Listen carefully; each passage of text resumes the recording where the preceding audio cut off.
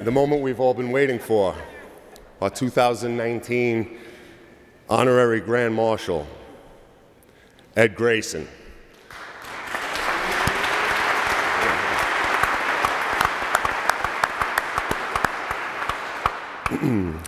Ed started with the department in October of 1999 as a sanitation worker in Queens West 3, and steadily worked his way up the ranks to now Director of the Bureau of Cleaning and Collection. Director Grayson is a larger-than-life personality. He lives the Department of Sanitation. It's in his blood. His father, Edward Grayson Sr., retired in 1990 as a 12-to-8 garage foreman in BK4. His mother, Patricia, was the outreach coordinator for the Department Recycling Bureau until 2008, both with 20 years of service each. So it's a family affair. Ed is also a great family man, with his wife Darlene and his two children, his son Eddie and his daughter Hope. Ed is also a numbers and statistics guy. He would be the first to tell you that the numbers don't lie, but they don't tell you everything. So I have a few statistics to throw out there. Since Eddie came on the job, he's been through 3 mayors, 3 commissioners. Since he came on the job in October of 1999, the department has fought over 613 inches of snow. That's over 51 feet. We collected over 48 million tons of refuse. That's about 96 billion pounds.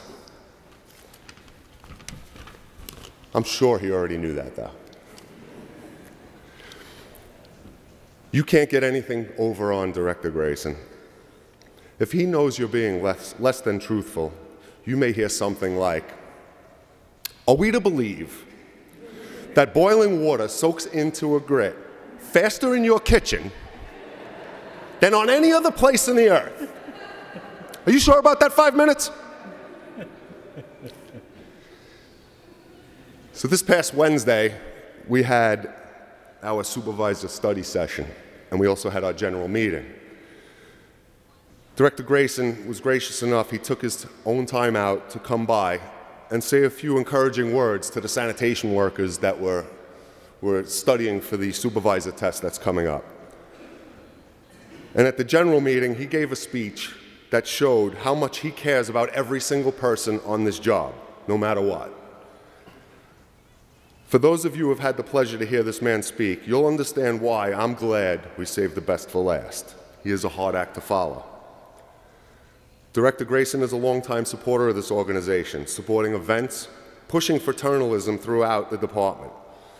So on behalf of myself and my executive board, ladies and gentlemen, I give you the 2019 Honorary Grand Marshal for the DSNY Emerald Society, Director Ed Grayson.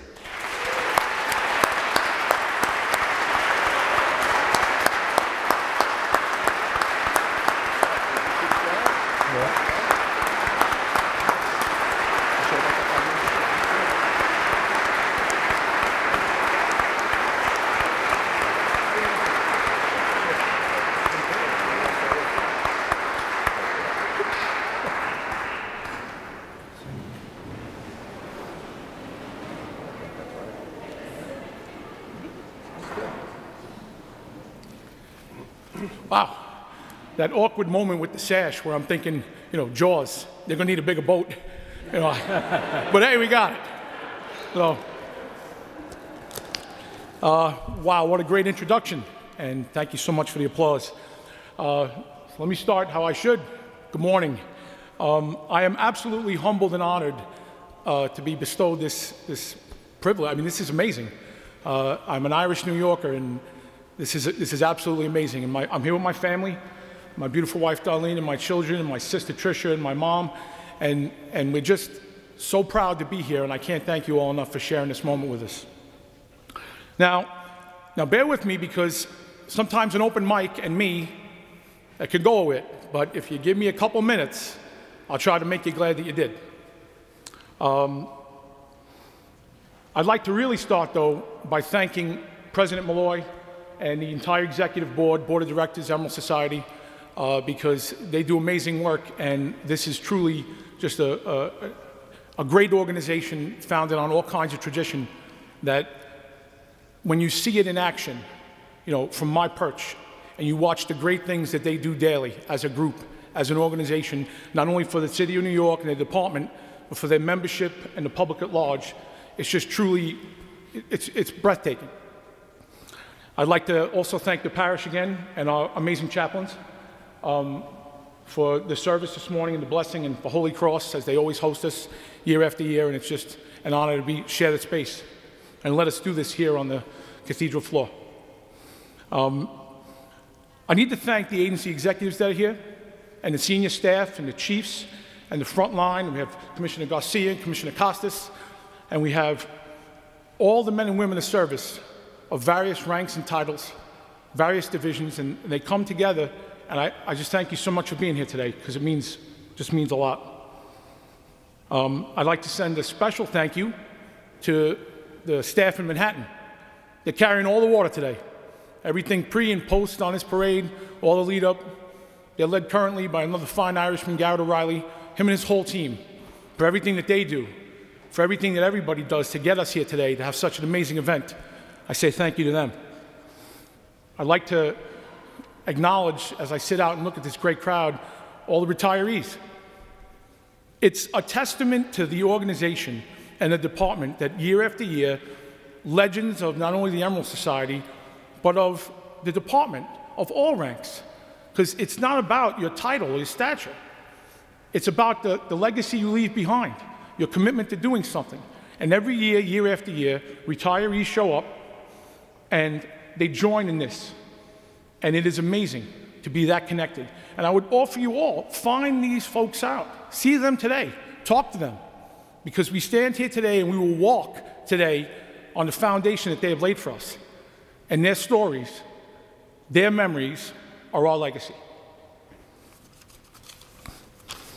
To the families today, all the wives and the husbands and the children and the parents, the brothers and sisters, the nieces and nephews.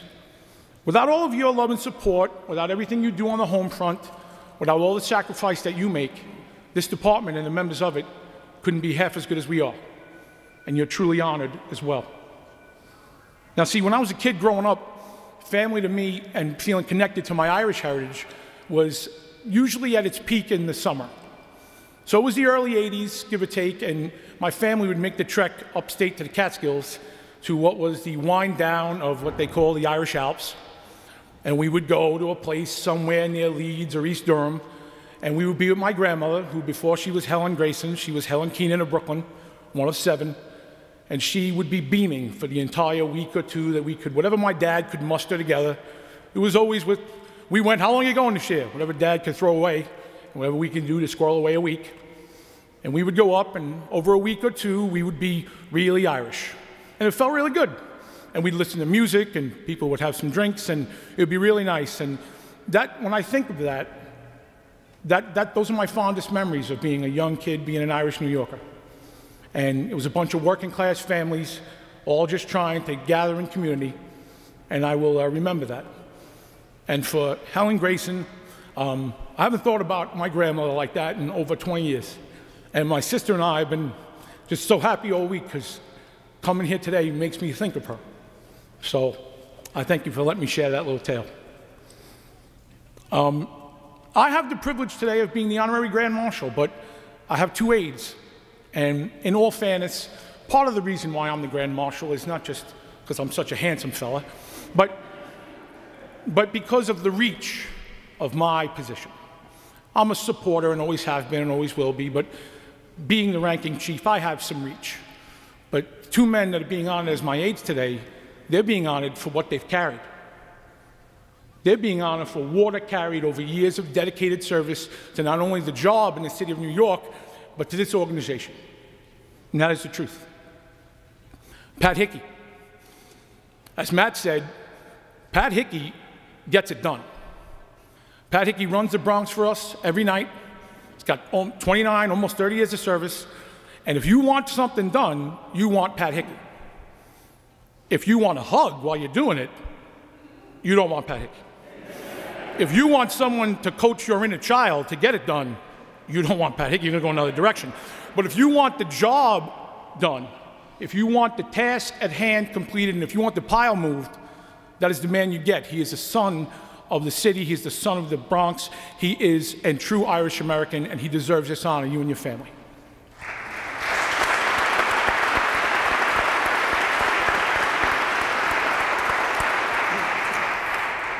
Joey O'Keefe. Now see, or as affectionately known since he got his promotion, Joey O'Keefe, which by the way gets me every time. I'm sorry, I can't help but laugh at that. But I've had the pleasure of knowing Joe since he was a Sandman in the East and watching him grow and take command and promote up and be a true dedicated member of this department. And by the way, Joe's a panic. I mean, you know, what they were saying before, that you don't want the three of us hanging out. It'll be all night with lots of bail money. But Joe is he's like me, he's a legacy like Pat, dedicating the privilege to his uncle on the job. He's a true Irishman and a good friend, and we expect big things from this man. So Joe O'Keefe, you and your family, congratulations.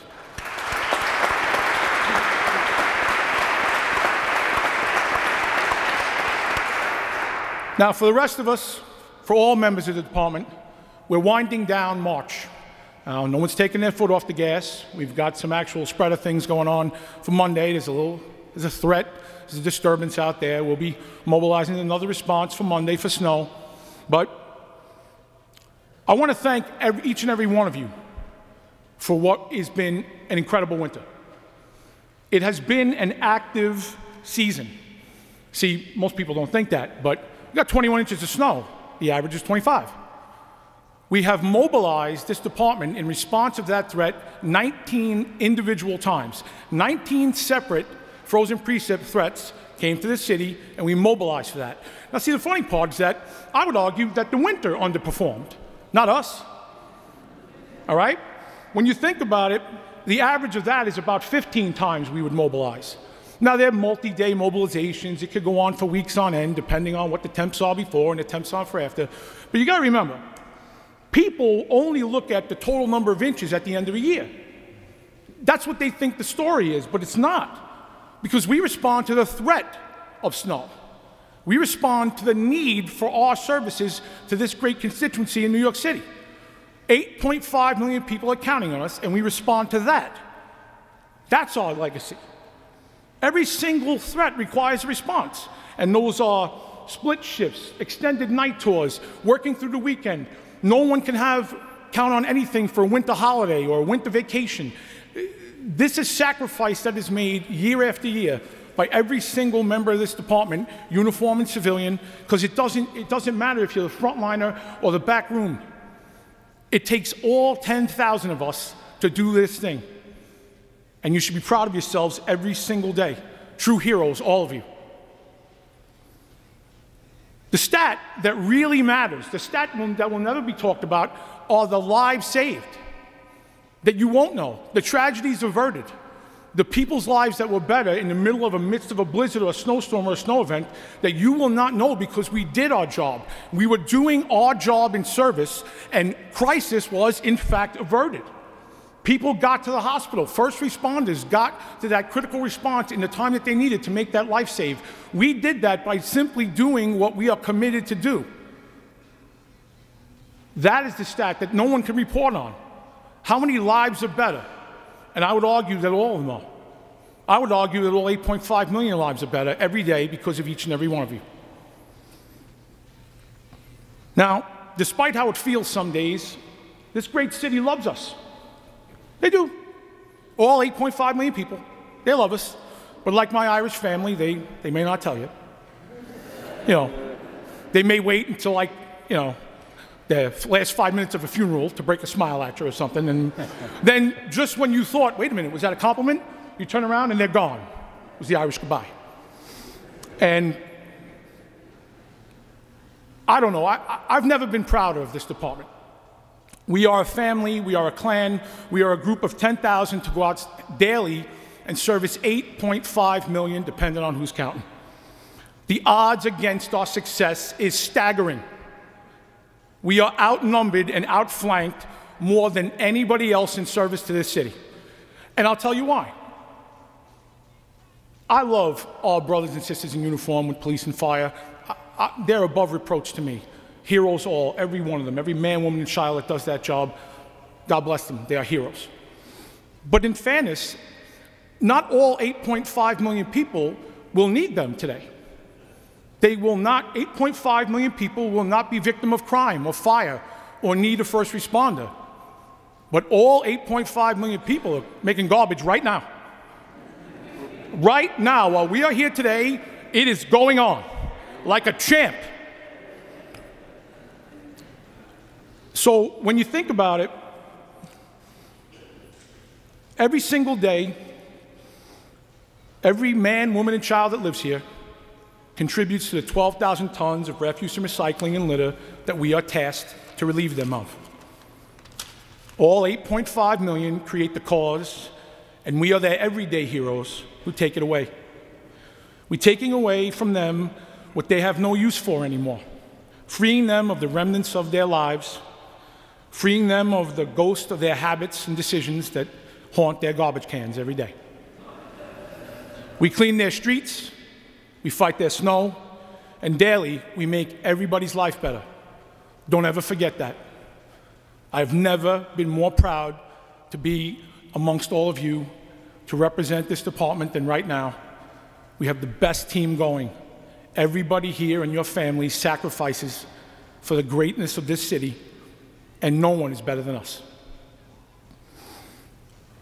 But we are...